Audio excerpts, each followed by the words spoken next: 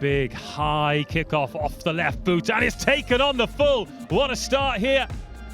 And the offload as well. We're going to have a try with the very first play. Seb Rees is going to be on the end of it. It is a picture-perfect beginning.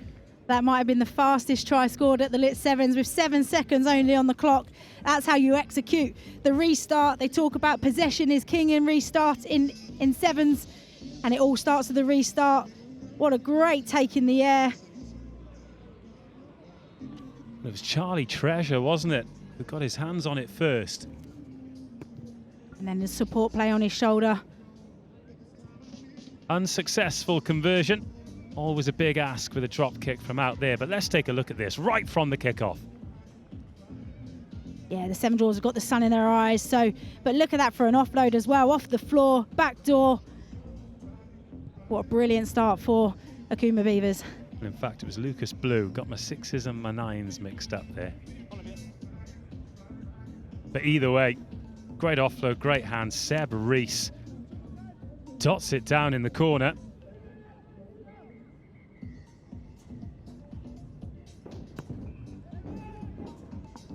And they've gone for that same effort again, this time with Seb Rees, the scorer, who tips that into touch. It'll be a first touch for Seven Dwarves. When your opponents get the restart right, this is a very, very difficult game. Oh yeah, it's so hard because then all the momentum's with the opposition and you just feel that you can't get yourself into the game. But now this is an opportunity for the Seven Dwarves to strike. Stay on him. Well, looking at the Seven Dwarves team, I don't know if they've got any Brazilians, but there are 3 in the team that have just got first names. So let's see how they go. This is Elliot Brown. Looking for the short offload. Instead, it opens up and a bit of crossing there. So the flying mullet can't really spread his wings. Obstruction, unable to make the tackle. God, that is some lid, that is, isn't it? Crikey. He's right back on the defensive work now because Beavers looking to put the short line in for Rob Voller. Hands on ground is your first action. Offload by Jake Kane. Sorry, turnover by Jake Kane. But illegal, says the referee. So Beavers, throwing the dummy, then the footwork, and then Liam Driscoll adds the second. Oh, this is lightning feet from the number 4. Thanks. I think Seven Dwarves there didn't know what had just happened, thought that they had won the penalty, so everyone kind of looking at one another and retreating slowly. And then Driscoll just sees the opportunity. Little step one way, little step the other. What I love is got 2 hands on the ball, so that manipulates the defenders to just hands on the floor. You've got to be able to hold your own body weight. So the referee, right call. Then here they're kind of just walking back, unsure of what's happened. And then Driscoll just sees the opportunity. 2 players. He just drifts on the outside, gives too much work for the inside man. Little guys through big gaps. Great score. And again, it is that left footer hanging in the breeze. That's not quite going to go 10, but it's taken a touch of Seven Dwarves. So Akuma Beavers could have won it back, but now Dwarves finally with their hands on the ball. That's not a great pass, though. And Collade, one of those Brazilian players with only 1 name. Next job, boys, next job. Concedes the scrum. Quick set up. Not really seen Seven Dwarves with the ball much. When they have, they just don't seem quite as organised at the moment. Forcing a few passes there. It's just gifted the opportunity back to Beavers now. Yeah, and it comes from Driscoll, but a good scrum there from Seven Dwarves. They've turned that ball over now. What can they do with it? It's Collade again at the left-hand side. This time, bats the first defender away and gets away from the second. Pumps the legs, pumps the arms, goes for the corner and scores a try full of power, full of pace and full of quality.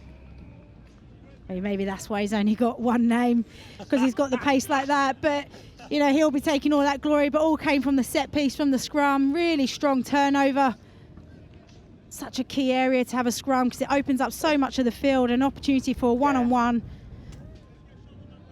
Now he's got his team right back into this game. Unsuccessful conversion, 12-5 the score.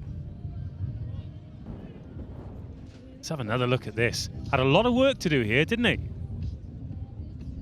Yeah, initially it was well defended, but just there, I think that's number 12 trying to hunt him down, trying to chase him down, but look at that good strong form, sprinter form to the end.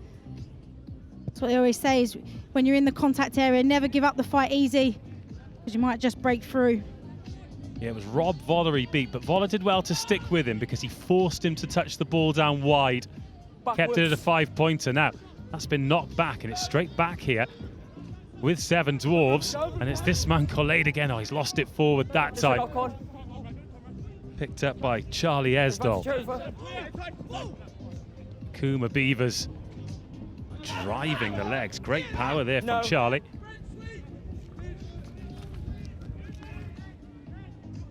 Playing into the breeze in the first half. It'll be a welcome breeze as well. Oh, cut him back across the line. That's number 9, Harvey Graham.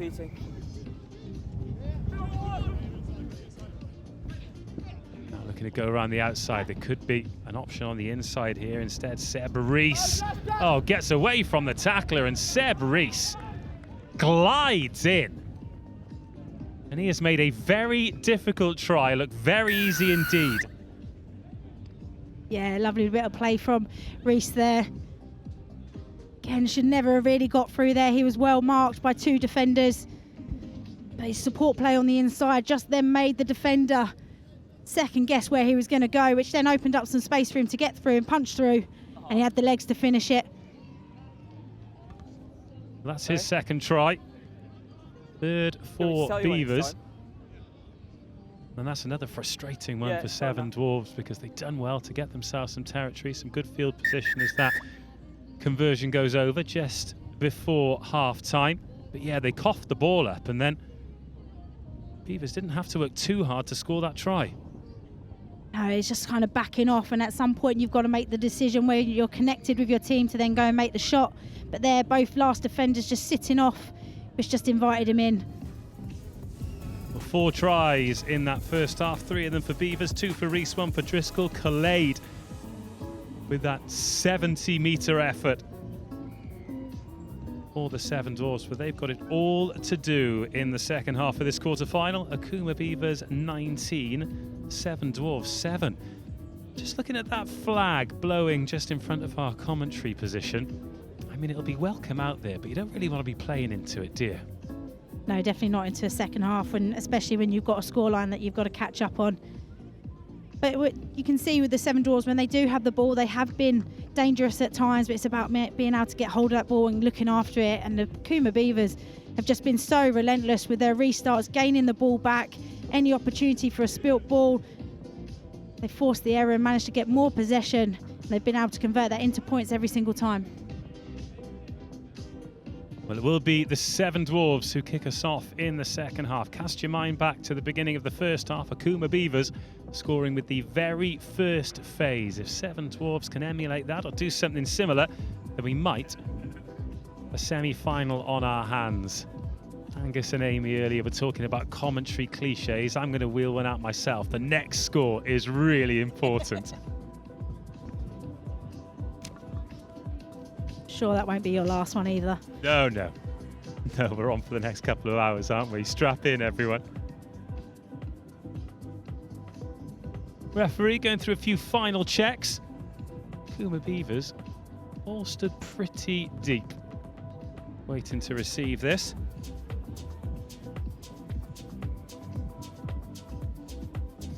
Aaron Asiri. Doesn't he look smart with his shirt tucked in and his socks pulled all the way up? You don't see that a lot in the 7s these days, do you? Very traditional. Yeah, you often see the traditional 15s players, they always play with their socks pulled up, and then the pure 7ists, or the purest 7s players, shall I say, often have the ankle socks on, or rolled down at least. Also, what's great about this as well is the camera just to our right is the one that Dave's been doing all the interviews on, but people think it's live, so they all duck underneath it. I even did that. Well, we will have a second half eventually. The referee's doing his boots up. There's rugby happening all around Twyford Avenue, every pitch in perpetual motion. But we'll be bringing you all the games for the remainder of the day from pitch number 1, the showpiece pitch here women's social, men's social, and the open tournaments as well. Well, oh, a ball. You need a ball, don't you? Of course you do. Just those basic things that you need to play rugby with. Yes. Oh, did you see that spiral from the touch judge? He's been waiting all day to get an opportunity to do that. I know. Sweet connection. Chop that up, put it on the socials. Beautiful strike. Anyway, second half, away we go. Bit flat, and Seb Rees takes it on the chest. Lovely pick up off the toes there, and then the step inside from Jake Rogers. Offloads that one to Lucas Blue. Beavers still inside their own half with this lead. Oh, and a missed tackle again. That has been the story for Seven Dwarves. You miss one tackle, you get punished.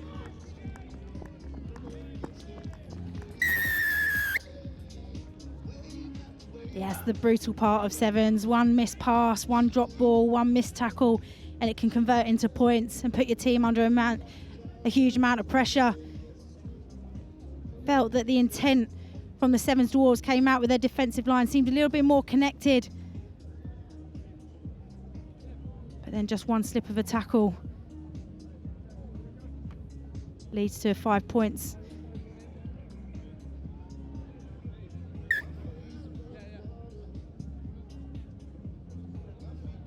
Just here, just quick shift, lovely little feet, steps back, gives a little show and go like he's going to go through. He should never be getting through that gap. He's got 2 men on him. Just head down and go. Ollie Melwood with the try. I mean, yeah, I did just run on the pitch and find that out, yeah. The beauty of social sevens. Up it goes then. And then tip back. This time they've got the right footer on the ball, and Seven Dwarves. Oh, that's a lovely pass off the left hand to set the gas loose on the right hand side. Rides the ankle tap. Oh, that is some score. Seven Dwarves, when it goes well, it goes really well. What a finish that is. I honestly, when he got ankle tapped on this hard pitch, I thought his teeth were a goner. But he rode that so well and finished it. Yeah, just the response you want after just conceding some points, but all from the restart. Lovely tap back, wasn't it? Just everybody alive to it. A lovely little break and then support on your shoulder. Just here, just manages to dart through. We just talked about missed tackles being so critical. Just puts his head down. Oh, and you think he's going, but what about that to keep his balance at full pace? And then dot it down. And I'll give you a cliche, they're now back in the game. They're back in the game, you bet they are. Oh, now this is a contestable one. Really well dealt with by Charlie Treasure, just outside the 22.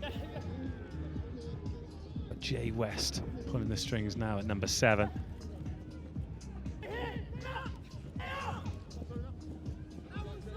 Beavers making a lot of sideways meters and find themselves in their own 22. Oh, Dwarves forcing the knock on.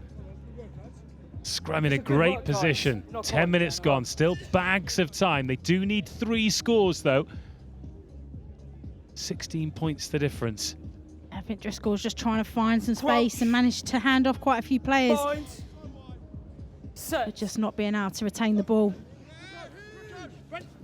Oh, look at that power from the scrum for Beavers. Off the toe into touch and then taken quickly. Here's Collade. Dragged to the ground by Zach Rodber, and then they get the ball away quickly. Well, they needed 3 scores, now they need 2. 26-15. It's all happening very quickly here in this second half, Rachel Burford. In line with me. Yeah, Seven Dwarves know that they need to play quickly to get back into this game. So lovely just taking the line out real quick, transition in the middle to shift it to the outside to the speedster. Just here, recognises really good. You can see there that Akuma Beavers just waiting for the line out to be set. Calais's been so strong, being able to get that ball away again. Well, that's a second try in quick succession for Charlie Estall.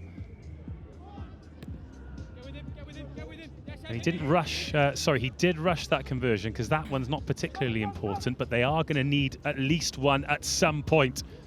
Well, they might need two here because this is a decent foot race. Oh, like a greased eel. Well, Calais gets back in the end and he's over the ball. Taking a natural call on the ground to prevent the turnover. I tell you what, after he's been clattered from behind, I think that is a pretty harsh call by the referee. Laws of physics do him for the ball carrier there. Oh, that's a good shot as well. Tom Devereaux. Turn must roll away. Well, here comes Seven Dwarves. Very much game on here. Well, especially Collade can get away, and he can. He's got a man in support of him. It's Elliot Brown. Brown racing for the post. Brown getting to the posts. Seven Dwarves, a different team in this second half. 26-20. Yeah, we talked about possession being really critical, and they've had the ball and they've taken opportunities. But what about that desperation from them to chase that back? And then quick shift to the outside, and this Khalid. 26-22, time is off. We've got to play it down. Not particularly a great ball to handle, but handles it so well, managed to get an offload out. Lovely little step and a bit of a physicality fight there against the 9. 26-22. He's already smiling. He knows that he's in. And they're right back into this game now. He loved that fend, didn't he? It was the right hand to the chest that put the smile on his face. Water off. Thank you. Have we got the ball back? Time is off. 26-22. What a game we have on our hands. It was 19-5 at half-time. This restart's going to be so important for Akuma Beavers to keep hold. Still over a minute to go. Another great spiral. You love to see it. You really do. Dan Goldstone.